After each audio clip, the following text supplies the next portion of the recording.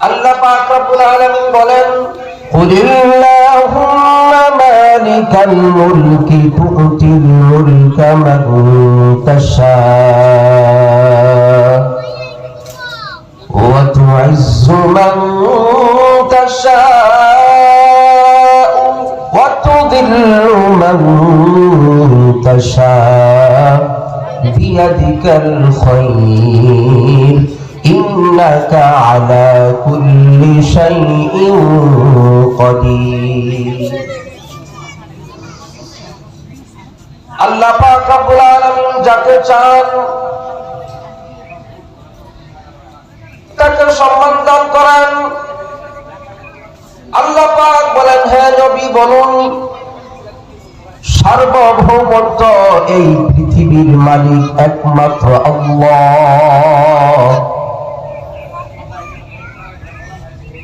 তিনি যাকে চান তাকে সম্মান দান করেন। আল্লাহ পাক রব্বুল আলামিন যাকে চান তাকে রাজত্ব দেন। ওয়া তানজিউল মুলকা মিম্মান তাশা, আবার যার থেকে চান ক্ষমতা ছিনিয়ে নেন। আল্লাহ রাব্বুল আলামিন যাকে চান সম্মান দেন, আবার যার থেকে চান সম্মানকে ছিনিয়ে নেন। এই জন্য সম্মান দেওয়ার মালিক আল্লাহ, ক্ষমতা দেওয়ার মালিক আল্লাহ।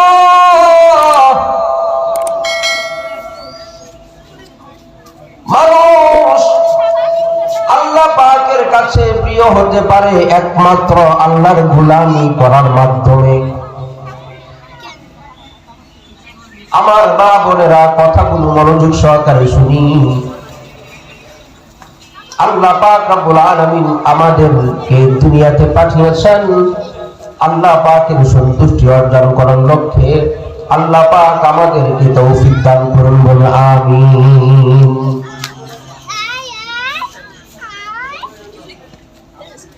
আমি যে আয়াতে কারিমা তেলাওয়াত করেছি, সূরাতুল বুরুজের কয়েকটা আয়াত আপনাদের সামনে তেলাওয়াত করেছি। কিসসা কাহিনী তো অনেক আমরা শুনি, কিন্তু কোরআন কারিমের মধ্যে আল্লাহ পাক রব্বুল আলামিন কত চমৎকার চমৎকার ঘটনা বর্ণনা করেছেন, যেগুলো শুনলে পরে ঈমান বাড়ে, যেগুলো শুনলে পরে চোখ থেকে পানি ঝরে। এরকম একটা আল্লাহ পাক রব্বুল আলামিন সূরা বুরুজের মধ্যে আল্লাহ পাক নাযিল করেন। আল্লাহ পাক রব্বুল আলামিন বলেন,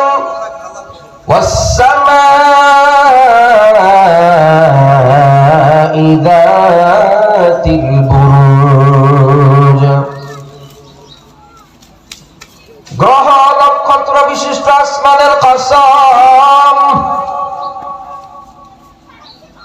ওয়াল ইয়াউমিল মাউদ, প্রতিশ্রুতি দিবসের কসম, কিয়ামতের কসম, ওয়া শাহিদিন ওয়া মাশহুদ, জুমার দিনের কসম, আরাফার দিনের কসম।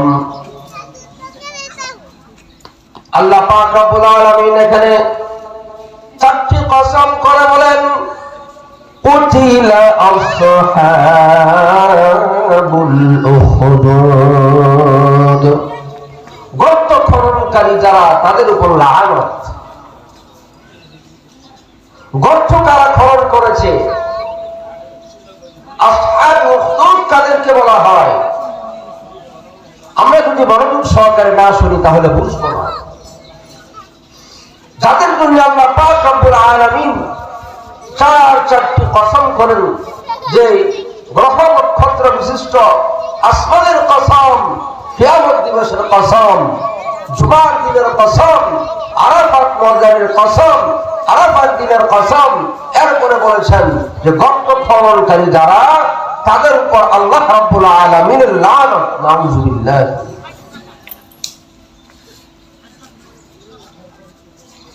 আল্লাহ পাক রব্বুল আলামিন বর্ণনা করেন,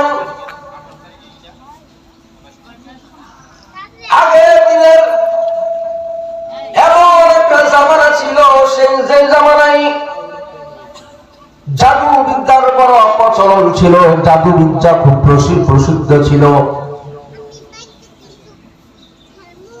মানুষ জাদুবিদ্যায় খুবই আশ্বস্ত ছিল, বিশ্বাস করত। এক বাদশা ছিল, বাদশার একজন জাদুকর ছিল। বাদশা তার পরামর্শে চলতেন। ওই জাদুকর যখন বৃদ্ধ হয়ে গেল, বাদশাকে বলল, বাদশা মহাদয়, আমাকে একজন মেধাবী একজন যুবক আমাকে দিন, যেহেতু আমার বয়স হয়ে গিয়েছে, কখন রাজের মৃত্যুবরণ করি, তাহলে তাকে জাদুবিদ্যাগুলো শিখায় দেই। বাদশা বলে, এটা তো তাহলে ভালো হয়, একজন মেধাবী একজন চকমকে যুবককে বাদশা জাদুকরের কাছে নিয়ে এসে বলি, এই যে আপনার কাছে যুবককে তুলে দিলাম, আপনি তাকে জাদুবিদ্যা শিখান, আমার কোনো আপত্তি নাই। এবার ওই যুবক প্রতিদিন রাজপ্রাসাদে এসে জাদুবিদ্যা শিখে। আমি কোনো ঘটনা বলতেছি না, মনোযোগ সহকারে শুনেন। আমার মা বোনেরা, কোরআন থেকে ঘটনা উল্লেখ করতেছি, মনোযোগ সহকারে না শুনলে পরে কি শিক্ষা আছে সেটা বুঝতে পারবেন না। ওই যুবক যখন প্রতিদিন জাদুবিদ্যা শিখতে আসে, তো রাস্তার মাঝ বরাবর একজন পাদ্রী, সম্ভবত ঈসা আলাইহিস সালামের ধর্মের অনুসারী ছিলেন, যুবক ওই পাদ্রীর নিকট প্রতিদিন কিছু সময় বসে পাদ্রী আল্লাহ এবং তার রাসূলের বয়ান করতেন, কোরআন হাদিসের বয়ানগুলো করতেন। ওই যুবক প্রতিদিন এই বয়ানগুলো শুনত, শুনে তারপরে রাজপ্রাসাদে গিয়ে জাদুবিদ্যা শিখত। এভাবে যুবক জাদুবিদ্যা শিখত, পাশাপাশি কোরআন এবং হাদিসের কথা শুনত। কোরআন হাদিসের কথাগুলো এমন ভাবে ওই যুবকের দিলের মধ্যে আসা করত। এক সময় দেখা যায় ওদিক দিয়া জাদুবিদ্যা মোটামুটি শিখা হয়েছে, আবার এদিক দিয়া আল্লাহ এবং তার রাসূলের প্রতি ওই যুবকের ভালো আস্থা হয়েছে। ইসলাম ধর্মের ব্যাপারে ওই যুবকের বড় বিশ্বাস হয়েছে। প্রতিদিন সে দিনের ব্যাপারে অনেক কিছু জানতে পারে, জানতে জানতে সে একজন বিজ্ঞ আলেম, বিজ্ঞ একজন জাননেওয়ালা হয়ে গেছে। আমার এলাকার যুবক ভাইরা, আমার মা বোনেরা, ওই যুবক একদিন জাদুবিদ্যা শিখার জন্য বের হয়েছে। আল্লাহর বান্দার কাছে গিয়ে ওয়াজ শুনেছে, তারপর যখন বের হয়েছে রাজপ্রাসাদে যাবেন, রাজপ্রাসাদে যাওয়ার পথে দেখে রাস্তার মধ্যে অনেক মানুষ একসাথে হই হুল্লোড় করতেছে। যুবক দৌড়ে গেল, গিয়ে দেখলো রাস্তার মধ্যে বিষধর বড় একটা সাপ অথবা একটা সিংহ বসে আছে। তাফসীরের মধ্যে এসেছে বড় ধরনের বিষাক্ত একটা প্রাণী সেখানে বসা ছিল। এবার যুবক দেখার পরে যুবক বলল, যুবক খুব মেধাবী ছিল। এবার যুবক বলল, বড় একটা সুযোগ আমার জন্য এসেছে। সাহসী যুবক ভয় না পেয়ে সিংহের সামনে গিয়েছে। এবার বলে, প্রতিদিন আমি আল্লাহ এবং তার রাসূলের কথাগুলো শুনি, ওদিক দিয়ে জাদুবিদ্যা শিখি, আজকে সেটা প্রমাণ হয়ে যাবে আল্লাহ এবং তার রাসূল ইসলাম সত্য নাকি জাদুবিদ্যা সত্য।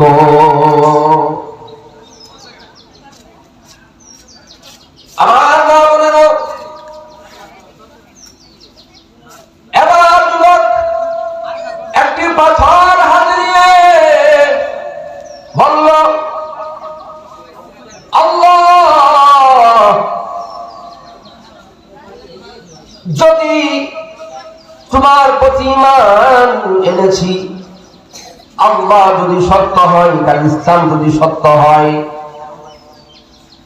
আর এই জাদু বিদ্যা শিখি ও জাদুঘর যদি সত্য হয়, জাদুঘর যদি মিথ্যা হয়, আল্লাহ যদি সত্য হয়, তাহলে আল্লাহ তোমার নাম নিয়ে এই পাথরটা আমি ওই সিংহের উপরে নিক্ষেপ করব। যদি সিংহ মারা যায় তাহলে বিশ্বাস করবো ইসলাম সত্য। এবার যুবক একটা পাথর হাতে নিয়ে বিসমিল্লাহ বলে আল্লাহর নাম নিয়ে জাদুকর মিথ্যা এই বিশ্বাসের উপর পাথরটা সে সিংহের উপর নিক্ষেপ করলো। আমার মা বোনেরা, পাথরটা আল্লাহর নামে নিক্ষেপ করার সাথে সাথে সিংহ মারা গেল।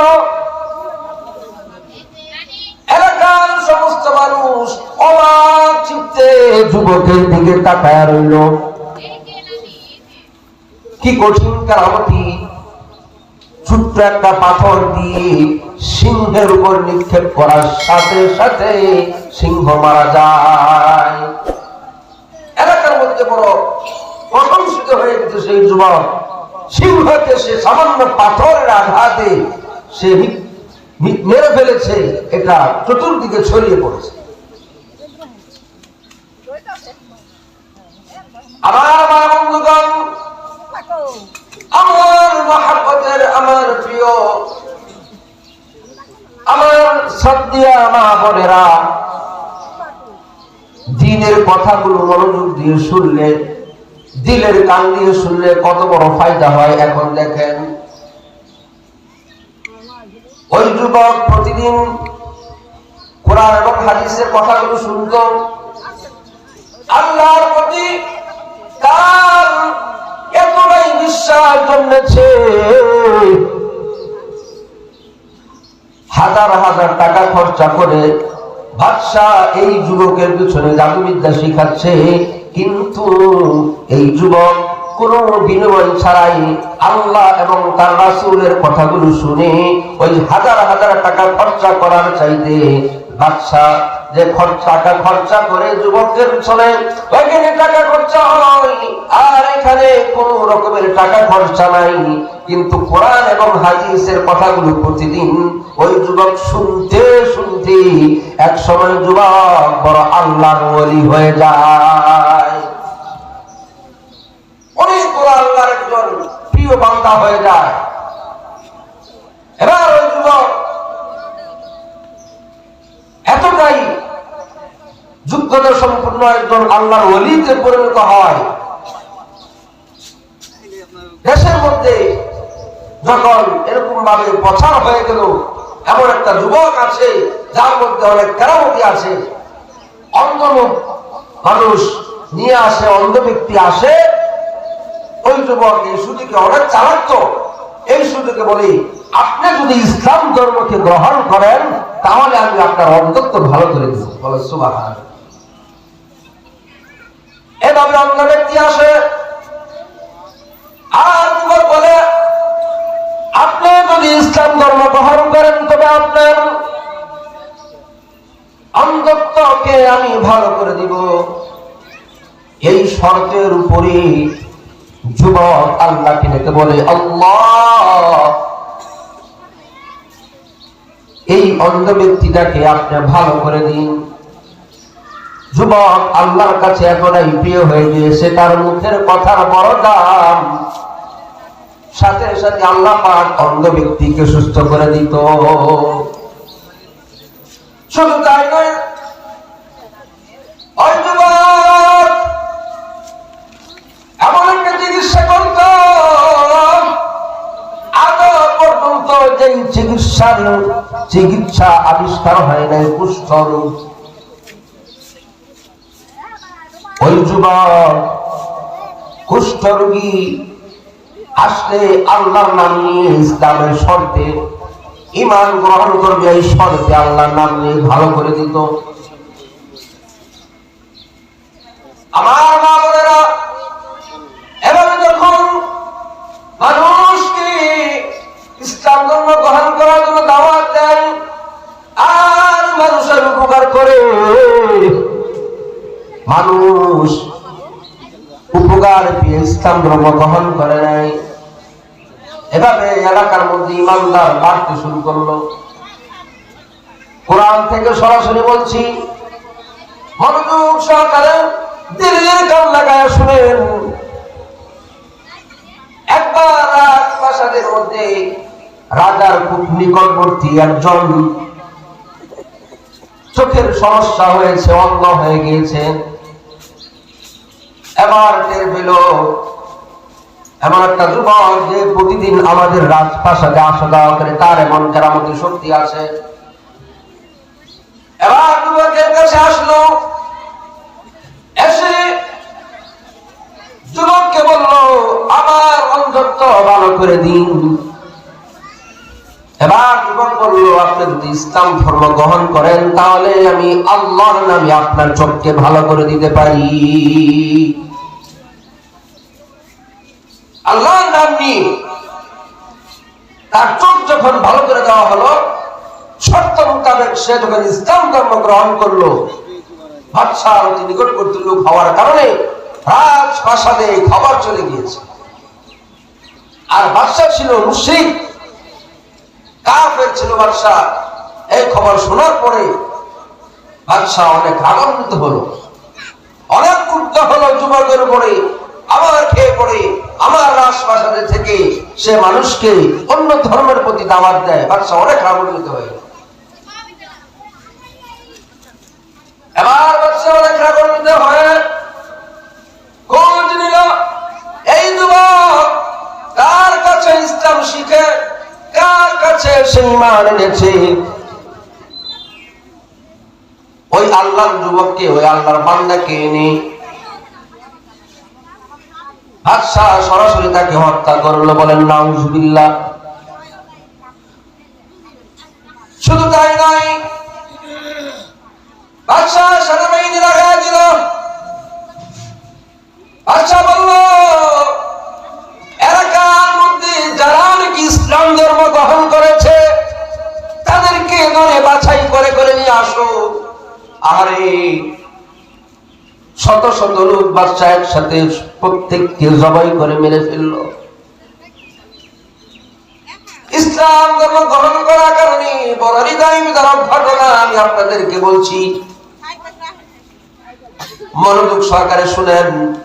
এই দুনিয়ার মধ্যে ইসলামকে বুকে লালন করে, ইসলাম ধর্মকে আপন করে আল্লাহর নবীর দ্বীন যদি কেউ কায়েম করতে চায় তাহলে তার জন্য পরীক্ষা আসবে কি আসবে না? তার জন্য পরীক্ষা আসবে। আল্লাহর সন্তুষ্ট যদি আমরা অর্জন করতে চাই, জান্নাত যদি আমাদের চিরস্থায়ী ঠিকানা বানাতে চাই, আর যদি জাহান্নাম থেকে চিরমুক্তি পেতে চাই, তাহলে এই পরিস্থিতিগুলোর মোকাবেলা আমাদের করতে হবে কি হবে না? অবশ্যই দুনিয়ার আপদ বিপদে আমাদেরকে ইসলামকে প্রাধান্য দিয়ে, ঈমানকে প্রাধান্য দিয়ে আমাদেরকে সোচ্চার হতে হবে, ইসলামের উপর অটল থাকতে হবে, ঠিক কিনা? কোরআন থেকে সরাসরি তাফসীর করছি, ঘটনা উল্লেখ করছি, মনোযোগ সহকারে শুনেন। এবার বাচ্চা এলাকার মধ্যে কারা ইসলাম ধর্ম গ্রহণ করেছে সকলকে মৃত্যু দিল, সকলকে মেরে ফেলল। এবার যুবককে বলল, এই যুবকের কারণে আজকে আমার দেশের মধ্যে এই পরিস্থিতি। মানুষ আমাদের ধর্ম ছেড়ে অন্য একটা ধর্ম গ্রহণ করেছে শুধু এই যুবকের জন্য। মৃত্যু ছিল ধার্য। বাদশাহ সেনাবাহিনী নিযুক্ত করল, নিযুক্ত করে বলল এই যুবককে ধরে নিয়ে পাহাড়ের চূড়ায় চলে যাও, ওইখানে নিয়ে গিয়ে পাহাড়ের নিচে তাকে ফেলে দিয়ে তাকে মেরে ফেল। সেনাবাহিনী বাদশার কথা মতো তাই করলো। বিশাল পাহাড়ের চূড়ায় ওই যুবককে নিয়ে গেল। এবার যুবককে পাহাড়ের উপর থেকে ফেলে দিবে, এমন সময় যুবক মনে মনে আল্লাহকে ডাকে, বলে আল্লাহ,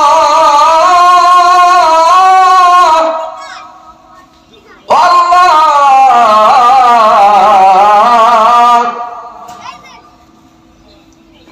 আমার এই পৃথিবীতে কেউ নাই, একমাত্র আপনি বড় আমার আপন। আজকে আপনি আমাকে এই বিপদ থেকে উদ্ধার করুন। আজকে ইসলাম ধর্ম গ্রহণ করার কারণে, আজকে আপনার প্রতি ঈমান আনার কারণে আমাকে আজকে মৃত্যুবরণ করতে হচ্ছে। আল্লাহ, আমাকে আপনি বাঁচিয়ে দিন। এই যুবকের কথা বলবো, আল্লাহ রহমতের জোয়ারে জোশ তুলল। আল্লাহ পাক রব্বুল আলামিন পাথর, আল্লাহ পাহাড়ের মধ্যে এমন কম্পন সৃষ্টি করে দিল, সমস্ত সৈন্যদের ওইখানে মৃত্যু হয়ে গেল। আল্লাহর বড় কুদরতির ভাবে আল্লাহ পাক রব্বুল আলামিন ওই যুবককে আল্লাহ বাঁচিয়ে দিলেন।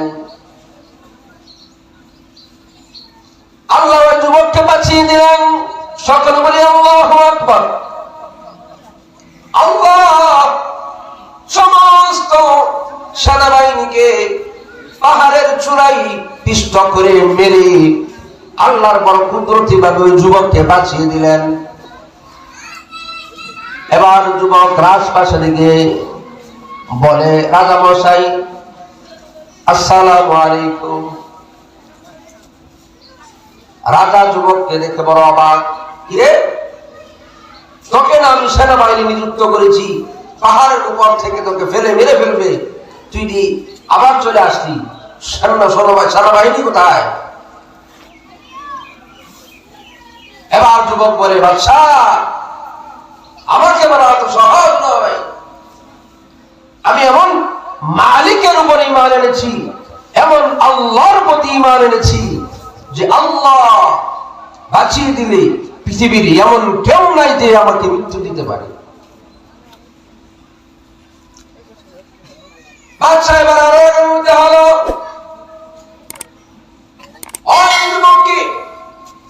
মেরে ফেলার জন্য বাদশাহ উঠে পড়ে লাগলো।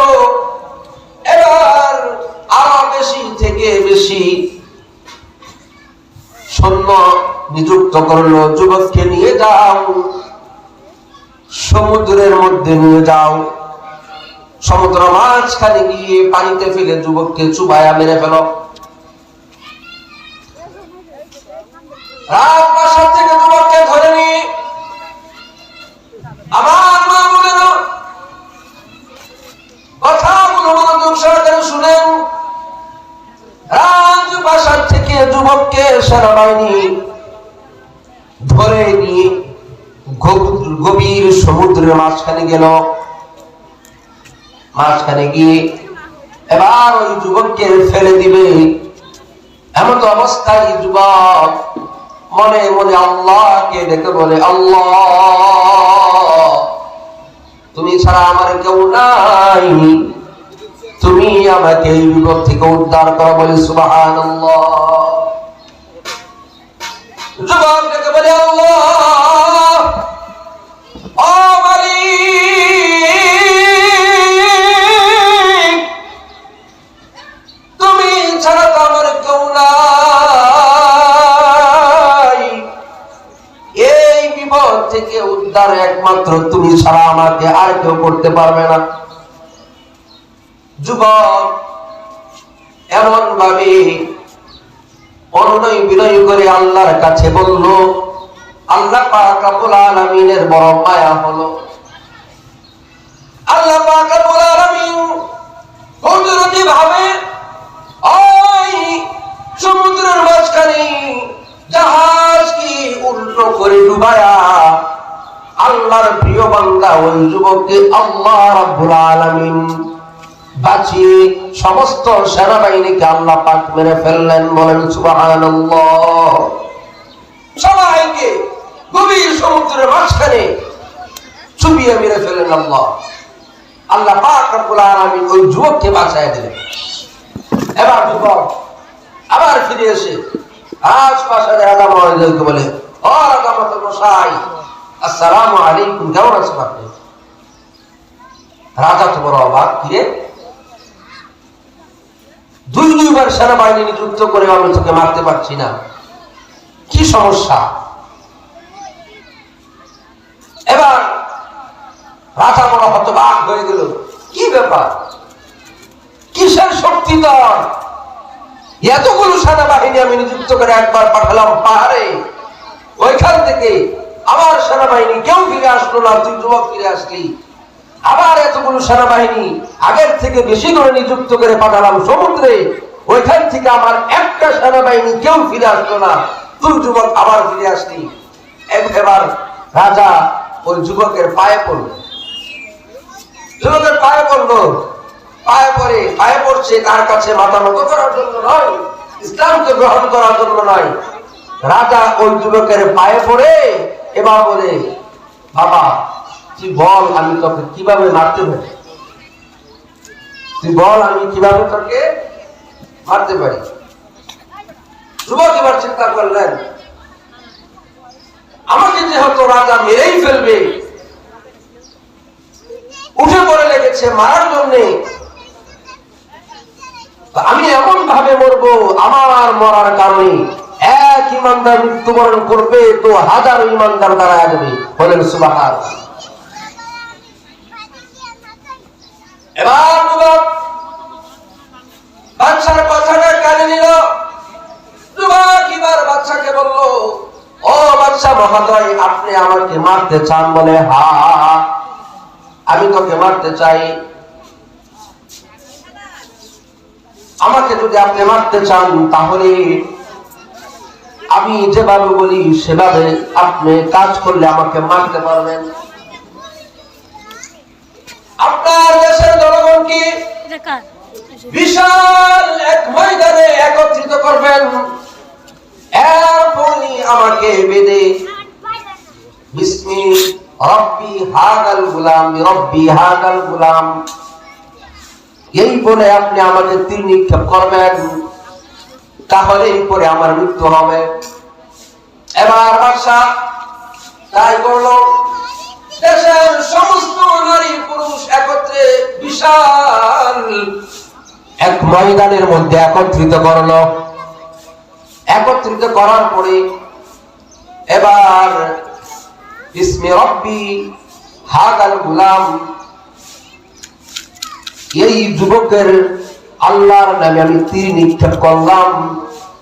এই বলে বাদশা যখন তীর নিক্ষেপ করলো তো যুবকের মস্তক বরাবর তীর লেগে এক দিক দিকে লেগে আরেক দিক দিয়ে তীরটা বের হয়ে যায়।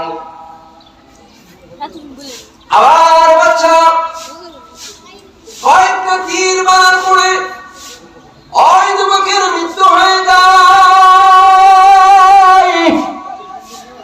আরে ইসলাম ধর্ম গ্রহণ করার কারণে, ইমানের প্রতি অটল থাকার কারণে কত বড় পরীক্ষা। ওই যুবককে তীর মেরে জায়গার মধ্যে বাদশা শহীদ করে দিল। কোরআন থেকে ঘটনা উল্লেখ করছি, কোনো কিস্সা কাহিনী নয়, মনোযোগ সহকারে শ্রবণ করেন। আমি বলতে চাচ্ছি, ইসলামের উপর অটল থাকলে মানুষের শত্রু হয়। মানুষ আশরাফুল মাখলুকাত হয়ে মানুষের শত্রু হয়। দেখা যায় যে আপন মানুষ হলে কি হবে, তারপর ইমানের জন্য সে শত্রু হয়ে যায়। কিন্তু এই পৃথিবীর মধ্যে হাজারো সমস্যার পরেও যারা ঈমানের উপর অটল ছিল, আল্লাহ পাক রব্বুল আলামিন তাদেরকে ঈমানের উপর অটল থাকার কারণে চিরস্থায়ী জান্নাতের ঘোষণা করে দিয়ে আল্লাহ পাক চির শান্তির মধ্যে তাদেরকে শান্তি দিয়েছেন, একমাত্র ইসলামের উপর অটল থাকার কারণে। আমার যুবক ভাইরা, আমার শ্রদ্ধেয় মা বোনেরা, মনোযোগ সহকারে শুনি। এবার যুবককে যখন যুবকের আল্লাহর নাম নিয়ে তীর মেরে যখন মেরে ফেললো, হাজার হাজার মানুষ অবলোকন করছে, দৃশ্যটা দেখছে আর চোখের পানি ফেলছে। বাদশার ক্ষমতা সম্পর্কে তাদের ধারণা হয়ে গিয়েছে। বাদশাহ যেই ধর্ম পালন করে ওই ধর্ম মোতাবেক এই যুবক বালকটাকে দুইবার মৃত্যুর জন্য চেষ্টা করেছে, পারে নাই। শেষ পর্যন্ত যখন ওই যুবকের মালিকের নাম নিয়ে যখন তীর মারলো আর যখন যুবক শহীদ হয়ে গেল, এবার প্রত্যেকটা উপস্থিত মানুষের অন্তরে এটা বিশালভাবে আসর করলো। মানুষ চিন্তা করলো, আমরা যে ধর্মের মধ্যে আছি এটা তো বাস্তব নয়। এই যুবক যে আল্লাহকে মানে, ওই আল্লাহই হচ্ছে চিরসত্য।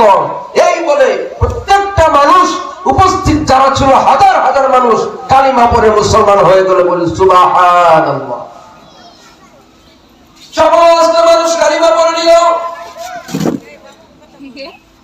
আমার মহব্বতের, আমার শ্রদ্ধেয় মা বোনেরা, কথাগুলো মনোযোগ সহকারে শুনি।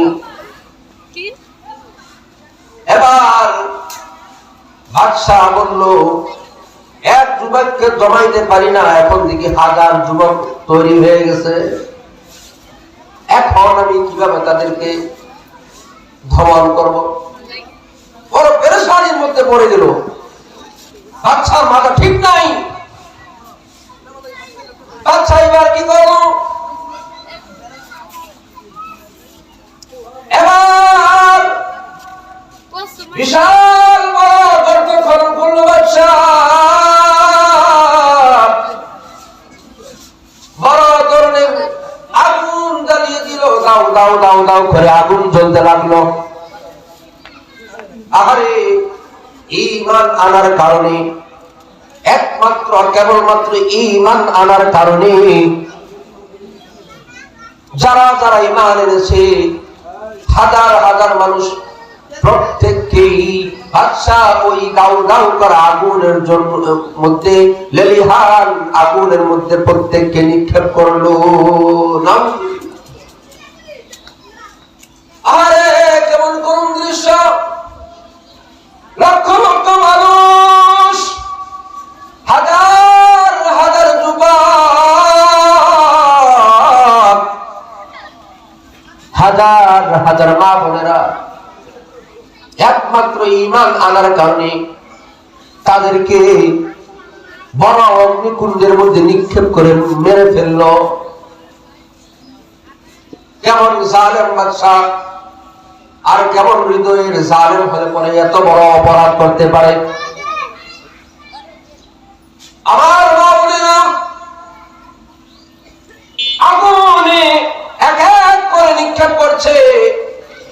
এমন সময় কুলে এক বাচ্চা নিয়ে একজন মা, সে তাকে যখন নিক্ষেপ করা হয়, এবার সে এক পা আগা তো দুই পাও পিছায়। তার জন্য সে চিন্তা করতেছি না, তার জন্য সে ভাবছে না, তার কুলের মধ্যে যে বাচ্চা আছে, বাচ্চার জন্য সে চিন্তিত, ওই বাচ্চার জন্য সে পেরেশান। আহারে, আমার এত ছোট কোলের বাচ্চা, তাকে নিয়ে আমি কিভাবে আগুনে ঝাঁপ দিই? আল্লাহ পাক রব্বুল আলামিন বিষয়টা দেখতেছেন কি দেখতেছেন না? আল্লাহ পাক আশাদিন থেকে অবলোকন করছেন। আল্লাহ পাক রব্বুল আলামিন ওই ছোট কুলের বাচ্চার জবানকে খুলে দিলেন, বলে আল্লাহু আকবার। আরে কুলের বাচ্চা, এত ছোট কুলের বাচ্চা ডাক দিয়ে বলে, মা, ও মা, আপনি সঠিক রাস্তার মধ্যে আছেন, আপনি ভয় পায়েন না, আপনি ভয় পায়েন না, আপনি ইসলামের মধ্যে আছেন, ঈমানের মধ্যে আছেন।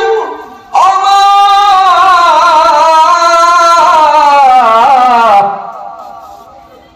আমাকে নিয়ে আপনি আগুনের মধ্যে ঝাঁপ দেন, মা, আপনি একমাত্র সঠিক রাস্তার মধ্যে আছেন। কুলের বাচ্চার জবান থেকে কথাগুলো শোনার পরে মা বড় আনন্দিত। এবার বাচ্চা কুলে নিয়ে ওই আগুনের মধ্যে বাচ্চা হুকুমে তার সেনাবাহিনী আগুনের মধ্যে ওই মহিলাকে নিক্ষেপ করে মেরে ফেলল।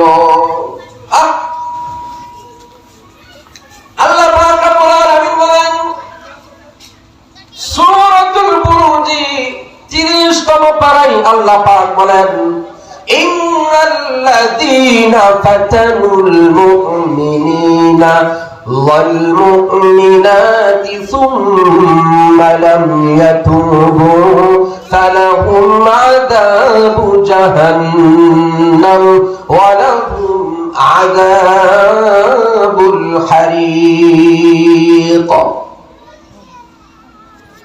আল্লাহ পাক রব্বুল আলামিনের ঘোষণা শুনেন। আল্লাহ পাক রব্বুল আলামিন বলেন,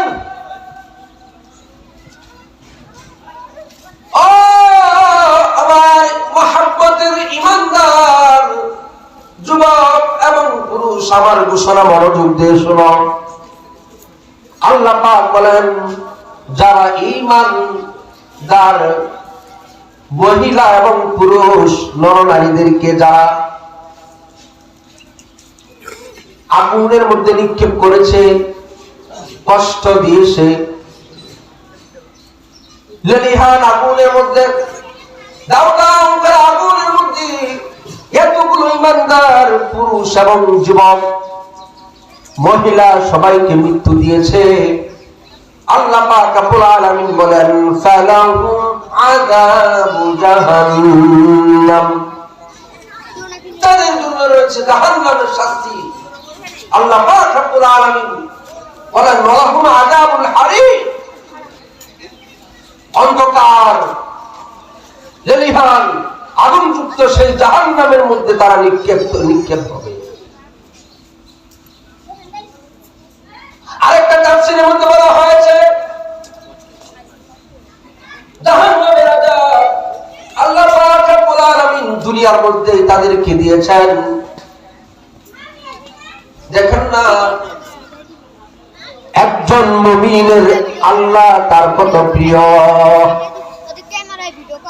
মুমিনগুলাকে যখন আগুনের মধ্যে নিক্ষেপ করতেছিল, আল্লাহ পাক রব্বুল আলামিন আগুনে পড়ার আগেই তাদের জানগুলো নিয়ে নিয়েছেন, জানগুলো জিবরাইল আমিনের মাধ্যমে কবজ করে ফেলেছেন। আমাদের দেহের মধ্যে আমাদের রূহটা আসল, ঠিক কিনা? আমাদের দেহের মধ্যে কিন্তু আমাদের রূহটাই আসল, আর আমাদের যে ডেড বডি আছে এটা তো আমাদের চলার জন্য, আমাদের সহজের জন্য আল্লাহ পাক চোখ দিয়েছেন, মাথা দিয়েছেন, হাত দিয়েছেন, পা দিয়েছেন, আমাদের ডেড বডি দিয়েছেন, কিন্তু আমাদের শরীরের মধ্যে যেটা আসল সেটা কি? রূহ।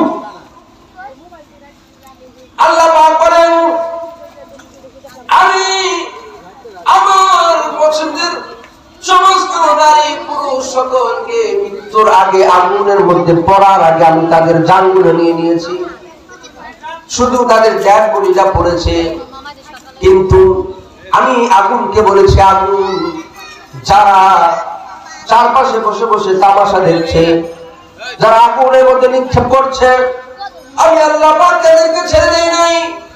আগুনকে আল্লাহ পাক হুকুম দিয়েছেন, আগুন এর পাওয়ার এত বেশি বেড়ে গিয়েছিল, কিতাবের মধ্যে আছে এত বেশি পরিমাণ আগুনের পাওয়ার বেড়ে গিয়েছিল, আশেপাশে যারা বসে বসে তামাশা দেখছিল, আগুন তাদেরকে খপ করে ধরে প্রত্যেককেই জ্বালায়া পোড়ায়া কয়লা বানায়া দিয়েছে।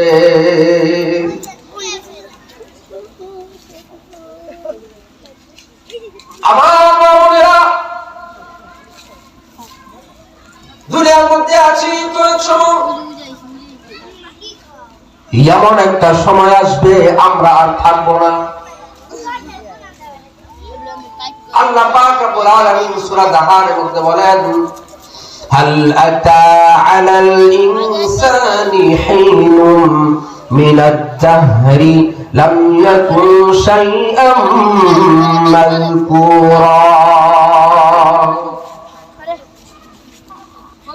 আল্লাহ পাক বলেন, মানুষের কিসের এত অহংকার?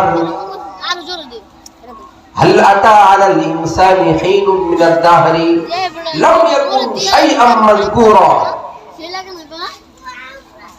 মানুষের উপর দিয়ে কি এমন একটা সময় অতিবাহিত হয় নাই তার কোনো আলোচনা এই পৃথিবীর মধ্যে ছিল না। আমি আবু ইউসুফ উসমানী, আপনি আব্দুল্লাহ, উমুকে আব্দুল করিম, আপনি ফাতেমা, উমুকে আয়েশা, এই যে নামগুলো আমাদের একটা অস্তিত্ব আছে পৃথিবীর মধ্যে, একটা সময় ছিল আল্লাহ পাক বলেন লাম ইয়াকুন শাইআম মাযকুরা, তার কোনো আলোচনা পৃথিবীর মধ্যে জমিনে ছিল না।